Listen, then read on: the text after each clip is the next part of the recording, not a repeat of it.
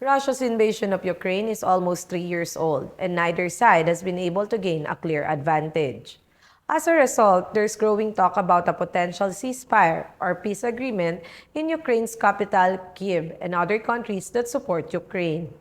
U.S. President Donald Trump stated desire to negotiate an end to the war, combined with Ukraine's willingness to consider talks with Russia, makes an armistice or ceasefire a realistic possibility in 2025.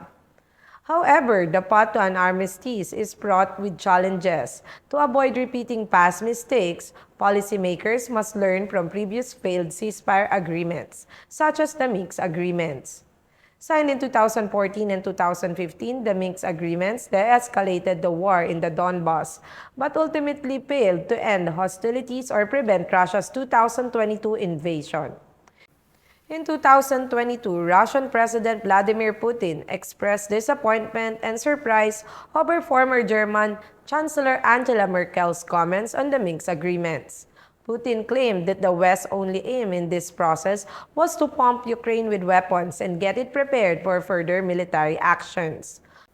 Putin's statement not only conveyed his feelings of betrayal and disappointment, but served to strengthen Russian propaganda narratives about the West and Ukraine.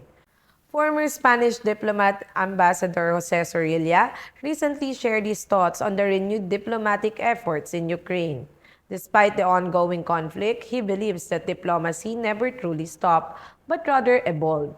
He contrasts this with the Cold War era, where even adversaries maintained open communication channels. Zorrilla criticizes the Western narrative that portrays NATO as simply supporting Ukraine against Russian aggression. He argues that this narrative is hypocritical given the U.S. history of influencing Ukraine's politics and pushing for NATO expansion. This expansion, driven by the goal of preventing Germany-Russia unity, has contributed to the current tensions. Now, the idea that we have a war but we don't have a war is hypocritical. For years, from 1990 till 2014, the coup of Maidan, the United States funded and financed all possible NGOs and institutions. The ambassador also discusses the U.S. long-term strategy in Ukraine, which involved funneling money into NGOs and institutions to promote a Western-aligned government. This strategy ultimately led to the conflict with Russia. Zorrilla says that many Western countries think Russia is being aggressive without reason. However, he mentions that a well-known expert, Henry Kissinger, predicted that Ukraine joining NATO would lead to big problems, including fighting and division.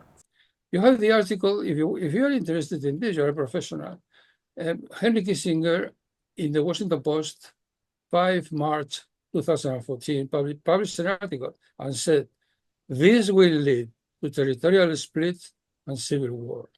Now, the United States wanted the war to go on because this will bleed Russia. Zorrilla believes that the U.S. wanted to keep the conflict going to weaken Russia.